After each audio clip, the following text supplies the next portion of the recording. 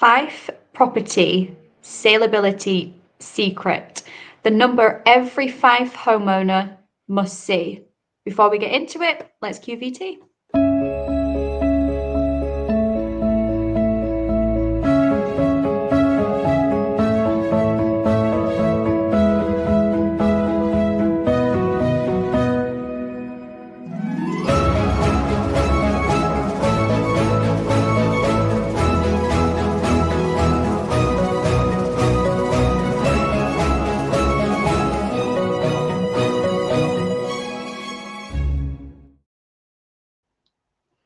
So, if you are a Fife homeowner or landlord thinking about selling in the next couple of years, the question that is probably at the tip of your tongue is simple. How long will it take to find a buyer, or how long is it going to take to sell? And that is a question we get asked day in, day out. And what's going to be great about this show is we've got some brilliant data to really help you understand the numbers of the Fife market. This is a numbers-based one, so if you'd prefer to read the blog, you can absolutely click the link, read through the blog. On the back of that, if there's any questions, feel free to put them in the comments, message us privately. We're more than happy to hear from you. But actually, there was 1,916 Fife homes sold in the last 3 months, which actually revealed some striking differences depending on the type of property and also the number of bedrooms.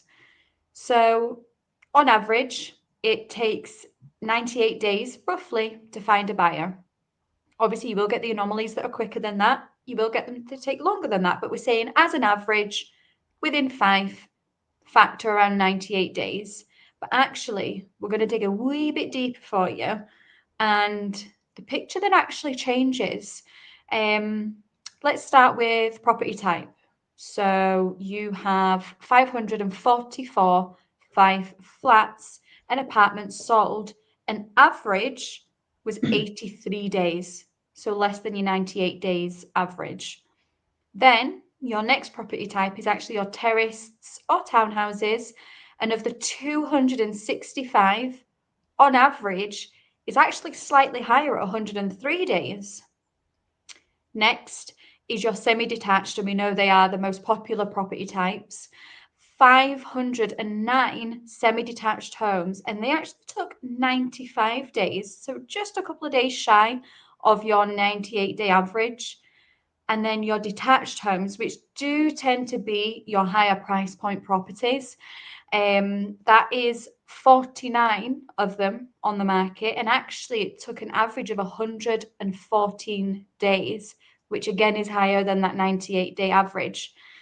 But Perrie, what does it look like in terms of breaking it down into bedrooms? I think for me, that's one of the key things as well as actually the property type. The number of bedrooms is important because obviously the buyers vary in what they would like. So your first time buyers generally quite happy with the 1 or 2. Your second time buyers are generally looking for a home, so they're maybe moving to your 2 and 3 and so on and so forth, isn't it? Yep. So if we look at them in regards to 1 bedrooms, for instance, 163 sold in that 3-month window, and on average it took 74 days for your 1 bedroom. But actually, I think that's a really positive number because the large proportion of those are probably first-time buyers because they're 1-bedroom apartments. Generally, that's what your first-time buyer's looking for. Excuse me. So for me, in 74 days, I think that's a really good turnaround, considering they've got approval in principle for mortgages potentially, and then they'll be looking for that mortgage to be kind of finalised once they find the property that they're actually looking to purchase. So that's a really positive statistic, I think. Then we jump to your 2 bedrooms. So 673 of those sold.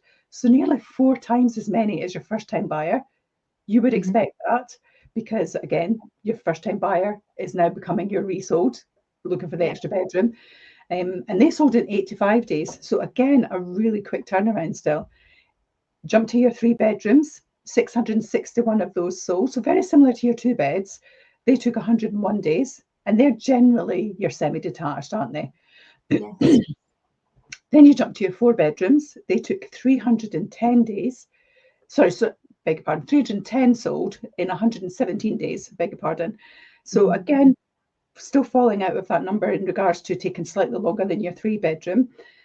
But what surprised me was actually your 5 bedrooms or more, 80 of those sold. So there's less numbers, of course, but Yeah. actually they sold slightly quicker than your 4 beds, which is quite surprising because your Yeah. market for that size of property tends to be a smaller pool, doesn't it? Because you're more expensive, you're more unique properties, I guess. So quite interesting that that's the statistic in regards to the days that they're taking. Okay, that's on a percentage of 80 versus 300 selling, 600 selling, etc. But it's still quite a quick turnaround for such a big property, isn't it? And when we're talking about sold, we're talking about sold subject to sale agreed or concluding missives, as we would say in Scotland. But actually, what's really interesting is not every home sells. And we're going to talk about what that looks like, aren't we? Absolutely, yes. So 83.5% of the Fife homes that left estate agencies' books since January the 1st were sold and the owners moved on. But actually, there's the other 16.49% were withdrawn unsold. So why do many Fife homes not sell? And that really is the question here, because selling a home in Fife is about far more than listing it on a property portal, crossing your fingers and hoping for the phone to ring.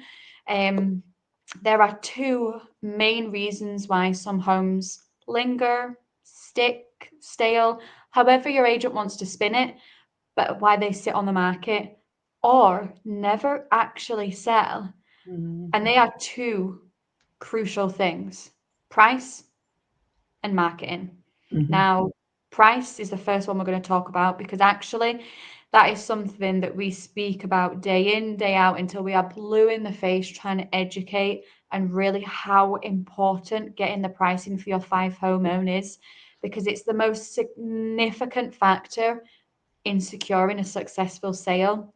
You have that one opportunity to hit the portals, and if you are priced way above or even way too low, it can actually make it not look that great and actually puts you out of step with similar properties. Because when we're saying here about the pricing, don't think that we just mean pricing it too high. Pricing it far too low can also sometimes get people thinking, what's wrong with it?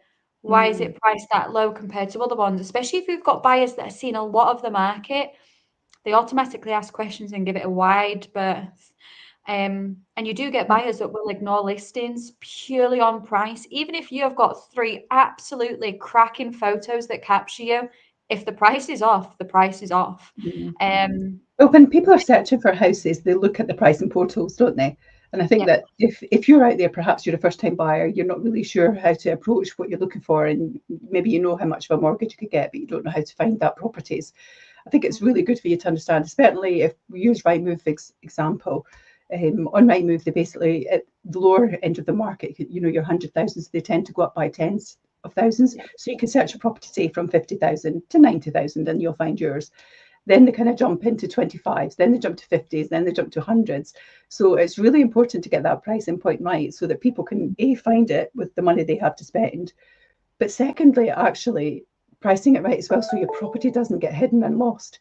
Because if you haven't priced it right and people are searching on the search engines to a certain value of a property, so say someone's searching at a property value at, say, 450, and your property is valued at 460, the people at 450 will never see that. So it's really key to understand how not just the value of your house, but also what the marketing strategy behind your pricing point as well. And it's funny because I was literally just having this conversation with a client on Tuesday, Perrie, about how he's actually with another agent and the agent's advised him to go down to 359. And how I was trying to educate on 359. You're missing a whole bracket. And it's something like that. If they're not aware of it, they're not aware of it. But that's for the agent to be educating and for them to be aware of how the price banding works. But if you're currently at 370, going down to 359, that's not getting you that new audience. It's not putting you in a new price bracket. And it's absolutely, it's crucial. It really, really is. Because in that price bracket, you go 350 to 375. Exactly. So if you go 359, you're still capturing the same people that you were in that audience with. Exactly, because I actually said to him from the offset, you should have actually been 375, not 370, but we should have started at 375 actually. But who are we? But it's absolutely about getting that right price, because you will also get, people that will try their hand and be tempted to give you a cheeky offer if they perhaps see that you're way overpriced. They might just chance their luck. You also will get sellers that are tempted to try their luck with a higher figure and really, really hope that it's going to work out. But that can also be a detriment as well, absolutely, because if you go far too high and then you've got to price reduce, again, that doesn't look good for your listing and it doesn't look good for your property either. So it really is important about getting that right price. And actually, we've gathered some research from Denton House using data. And actually, if your home goes under offer, and when we say that, we mean like sale agreed or sold subject to included missives, in the first 25 days of coming onto the market, there is a 94% chance that the sale will proceed through to completion, i.e., you actually move home. So that's 19 out of 20. However, if it takes more than 100 days to secure a buyer because you perhaps were initially tried at far too high a price, or perhaps your marketing didn't get you that reach and find that buyer, and then you've subsequently had to reduce your price, the chance of that sale actually proceeding through right to completion falls to just 56%, which is approximately 1 in 2. And when you think, for example, in the last 3 months, there was 1,916 homes went to market. Just imagine if those take over 100 days. You've got 1 in 2 of them that are potentially falling through. And that's a scary thought, because everybody sells, and this is something we speak about, everybody's selling for a reason. We don't just decide one day to wake up and sell our home. We are moving for a reason. So if you think that 1 in 2 homes, if you price way out, don't actually complete, that's not why you put your property on the market. You put it on the market to sell. Absolutely. But on that note, though, the selling point of it, because we don't want to be making people think, oh, hang on, what does things look like for me then? Actually, Fife is performing really strongly. When you compare it against the UK as an average, completing at 83.51% that we spoke about earlier on. Generally, the average in Scotland is 80. UK-wide, the average is just over 50%. So actually, Fife completing at 83.5% is a really strong place to be. So that's literally that's nearly 8.5 houses out of 10 are completing. So when you put it in that perspective, actually, it's a really strong market. But these little hints and tips that we're giving are really just about how you can maximise it and get the strategy right, aren't they? Absolutely.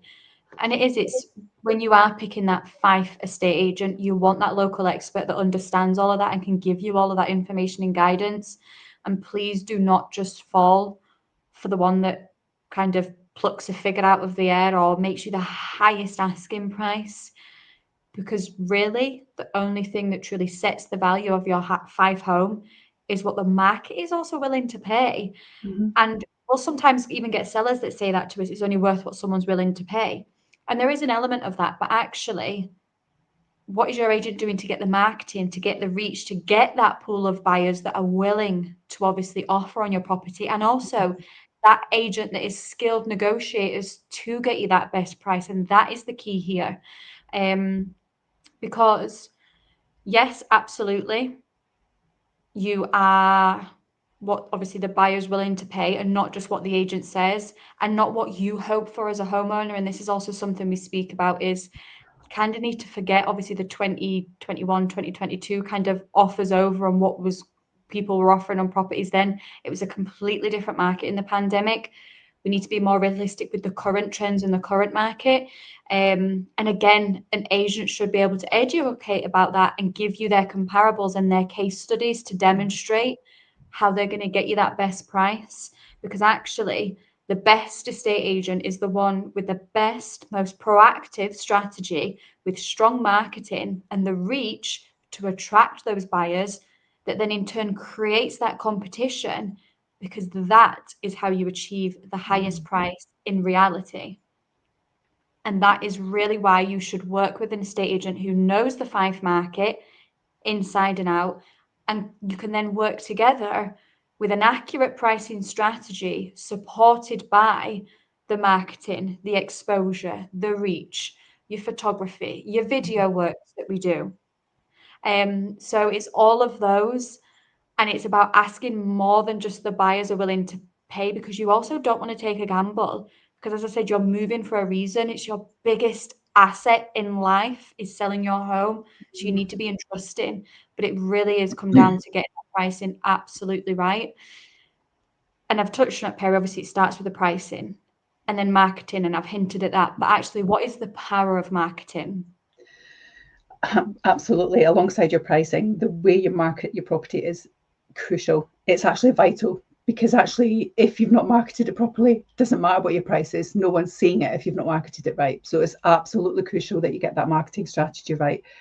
Buyers browsing Rightmove, Zoopla, on the market, make instant judgments based on photographs, poor quality images, or old seasonal shots. There's nothing worse if a property has been lingering and you're coming into winter and you've got the summer photos with all the summer bedding and flowers, and we're currently in winter. Instantly, that's an image that doesn't fare with your buyer, because your buyer's confused. Likewise, if your Christmas coming into spring and your spring photos got the Christmas stuff in it, you just can't be doing that. But I think you're right about the strategy you mentioned as well about the video work. The video work is really vital, because that's what's getting your foot traffic, that's what's getting your geographical reach, and that's what's getting you actually the hits to your website. I mean, we look at our website last year, for instance, over 1 million people went to our website last year. If you look at the geographics of how that's broken down as well, which we can also share with our buyers, it just shows you the reach that you're getting. And all of that is coming from the video work. So your pre-portal, your personal property tour, those are ways that are quite unique to us. And they're ways that actually will allow your buyers to see the true value of a property as well, and actually get not just the value of the house, but also the lifestyle that they're getting from it. So that's really crucial in your strategy when you're marketing. We've talked about the kind of seasonal photographs. We've talked about how potentially that could kill interest in your property as well. It's that old kind of swipe right, swipe left thing, isn't it? It's people will just go by it, and they won't necessarily see it. So that's really important. Even if someone reads the description, what's the description really telling them? It's telling them it's a 3-bedroom house with a family bathroom, with a garden, with a drive. But what does it tell them about how they can utilise all that space? What does it look like for them and their family? And that's really important that people understand that as well. So for example, say your home still has pictures, as I said, with no leaves on it. We're in the summer, lots of leaves. We're in the autumn. Those are really big issues. If the trees are on the turn, if you've got daffodils in spring, but your property's still listed in July, that's a negative image that you're portraying to people as well. So it's about really understanding that your property is marketed the best that it could be. How many months has it been marketed? Do you need to revisit that strategy of marketing? Because again, if you're just putting something on the portals and keeping your fingers crossed that your phone's going to ring and you're going to get buyers walking through your door, it doesn't work like that. People inherently, and I mean this in a positive way, but people inherently are quite lazy, aren't they? They want things done for them. They know what they want to do, but they don't always have the time to go and do it, because we've got busy lives, we've got full-time jobs, we've got busy families, we're juggling the school run, we're juggling the home run, we're juggling the weekly shop, we're juggling, maybe I've had to work late tonight, we're juggling childcare. So there's so much going on in people's worlds that actually you want to try and make it as simplistic as possible for the buyers, and multiple ones of that, because you want to create that excitement to see your house. You want them to be able to pick up on your property out with everyone else's and what's going to make that shine. And that's really important for you to get you the best option for sure. So a strong marketing strategy is hugely important. Getting your estate agency as well involved in your professional photography is really clear and important. You don't want to be taking images on a phone. You need a professional photographer. We use that, don't we? And it really makes a vast difference. It gives a true reflection of what a property looks like, and it really shines the highlights of your house, maybe the unique features of it, the detailing of it. If someone's looking for a character property, how are they seeing that in your photos? If someone's looking for modern, how are they seeing that in your photos? If somebody's wanting integrated, how are they seeing that in your photos? So really it's crucial to have professional photography, and actually for your photos to be the main feature if someone's looking at your listing. When you go on to look at someone's listing and you see photos, and actually you can't really see the rooms properly because the estate agency logo's all over your photos and you can't actually see all of your room. That's not then about the property, that's about the agency. And so that's not great for you if you are wanting your property to shine. So absolutely your photography is important. And if your property has been listed a few months, upgrade that. Yes. But something else I've come across as well, Perrie, is, and I get asked this and I'm a bit like, oh no, but there's actually some estate agencies out there that limit how many photos you're allowed. Or for your listing, you're only allowed 10, 12. If you want more, you actually have to pay for them. Which, that boggles my brain. One, the photographer's there anyway, taking pictures. And two, we're all using the same portals that you're allowed to put as many photos as you want. Like, there's no set rule. You've got, that's the photography you want to absolutely maximize. So that is one that boggles my brain, is being limited on how many photos. So make sure when you are picking an agent, ask these questions, because you don't want to get down the line and find out you're only allowed 10 photos for a 5-bed detached house with stunning views and all these gorgeous features, because how are you capturing that in 10 photos? It's really crucial that you understand what it is that you're engaging, isn't it? But you're absolutely right about the photos. They really are the compelling part of the property. And I think if the seasons have changed because your property has taken longer, so like some of these ones, maybe 111 days, you might have been at the end of summer and we're now into October. You can't be using the same photos. You're going to have a revitalization of your photos. So that's really important to look at that as well. But as well as your photographs as well, having a clear floor plan is vital. I was stunned the other day. I was doing some comparables. So just kind of to share, I was doing some comparables preparing for a valuation that I was going out to. And I was printing off other agency listings, things that had sold in the area, just to get an idea of square meterage, what was selling, what did it look like. And I printed this one off, and I picked it because it said it was 3 bedrooms. And I printed it off and I was trying to get the square meterage. So the first thing I would normally do is look at the floor plan, see if it's written on there. If not, then there's other ways I would find that information. But I looked at the floor plan and I was looking at the floor plan pictures and I was thinking, I had to go back and check the description again, because I thought I definitely picked a 3-bed, didn't I? And I read it and I was like, yeah, 3-bedroom, semi, blah, blah, blah. I thought, right. And then I looked at the floor plan again. And there's only 2 bedrooms on the floor plan. So I was totally confused. I didn't understand if the square meterage was right. Then I thought, well, hang on, this is kind of mismarketed. Did people actually buy a 3-bedroom or a 2-bedroom? I was so curious. I went and did a lot of digging, and actually the floor plan was incorrect, because I went onto the EPC website and had a look at that. And so I knew what the square meterage was, and actually what was detailed here was totally incorrect. So again, it's really important to check that. And whilst you are engaging a professional as a seller and as a buyer, be particular about what it is that you're looking at. And the easier that we can make that for you, you can see clear photos, you've got the video work, you've got the floor plan, then you really understand it. But if you have to go digging, I don't know about you, Sophie, but if I have to dig for stuff, unless it's investigative for work, as an actual consumer, if I'm digging, then if it's not made easier for me, I just give up. Yeah.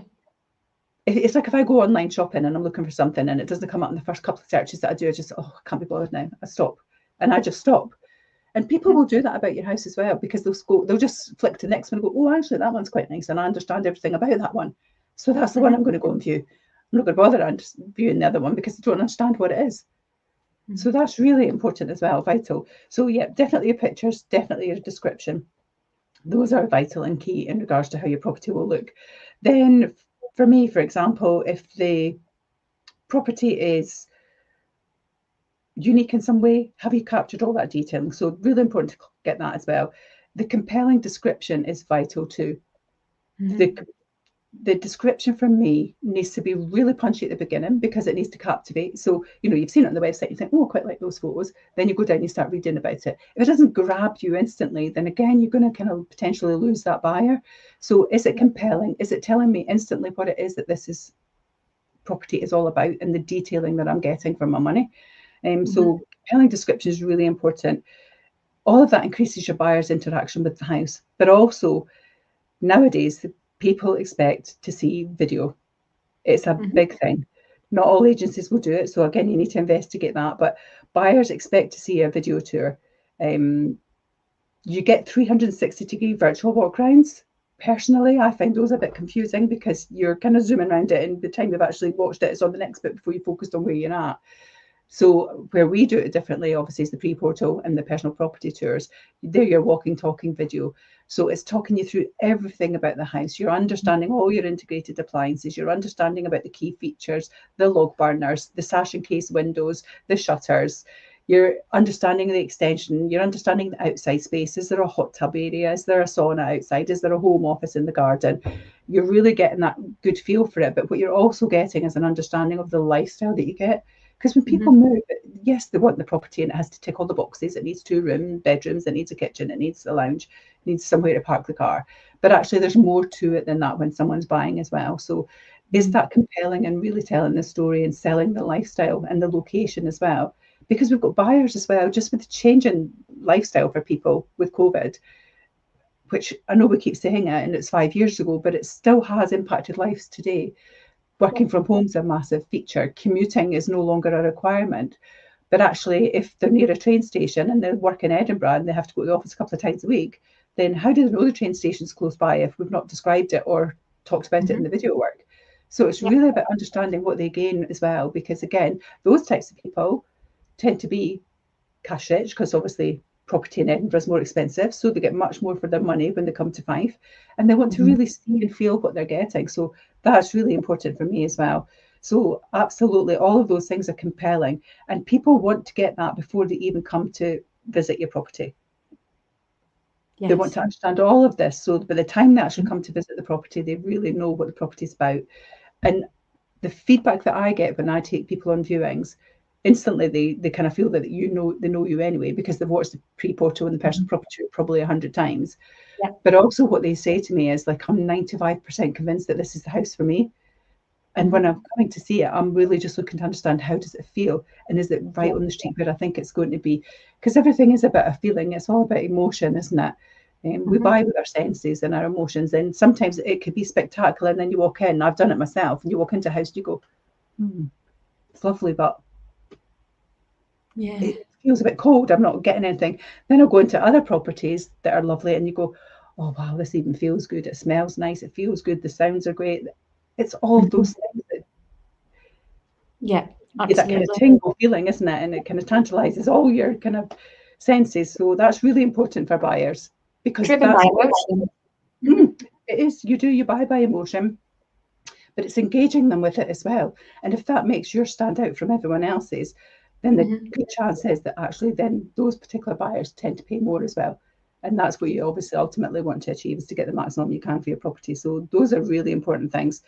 Well-presented marketing is not a gimmick. Absolutely not. It widens your audience. It creates competition.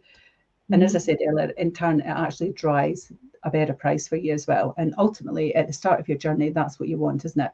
Because you're making a move somewhere else. And we talk about, people are paying, say, 5% over the home report. I'm just saying that number. And you're thinking, well, actually, I can't sell for less than that, because actually I want a bigger number. And they go, well, hang on, whatever you pay to get your property, someone's paying to get yours. So the knock-on effect is 5% on yours, it's 5% on the next. It's all relevant. And that's just puts you in a good position as a seller if you've got a buyer that pays over, because then when you're buying, you can pay over if you've seen the dream home for you as well. And that's for me, that's what it's all about. And I think that your key point is your marketing. I cannot emphasize that enough. Sometimes you'll look at listings and you're really not sure what it is that you're purchasing. Nope. Or where it is, or anything. Yep, absolutely. And I think kind of final words then is, don't be complacent, because yes, we can give you these averages, but they do also kind of conceal the reality that many homes do sell quickly. There's been some fantastic results recently. I mean, I can only speak for ourselves, Perrie, but sold from pre-portal, sold in 2 days, sold in a week, sold in 2 weeks. There's been some fantastic results where you do get 5 homes when they are priced correctly, with that really proactive marketing that do sell. Likewise, there is some that linger.